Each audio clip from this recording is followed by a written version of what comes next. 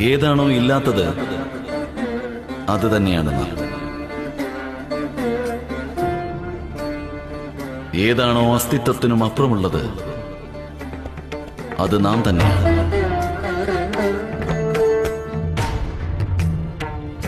ഏതാണോ ദൃഷ്ടിയിൽ കാണുന്നത് അത് സൃഷ്ടിയാണ്. ഏതാണോ സൃഷ്ടിക്കതീതമായത് അത് നാം തന്നെയാണ്. ശ്രവിക്കുവാനാകുന്നതെന്തോ അത് ശബ്ദമാണ്.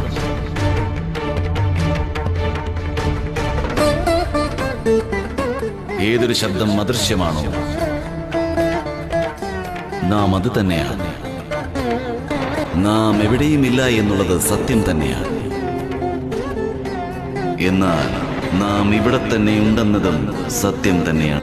എല്ലാ കണങ്ങളിലും പ്രത്യക്ഷവും അപ്രത്യക്ഷവുമായ എല്ലാ അനുഭവങ്ങളിലും നാം ഉണ്ട്.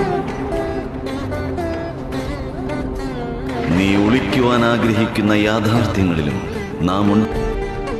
നീ മുക്തി നേടുവാൻ ആഗ്രഹിക്കുന്ന നിന്റെ സ്മൃതികളിലും നാം ഉണ്ട്. തുറന്ന നേത്രങ്ങളിലെ ക്രോധത്തിൽ മാത്രമല്ല, അടഞ്ഞ നേത്രങ്ങളിലെ ശാന്തിയിലും നാം ഉണ്ട്.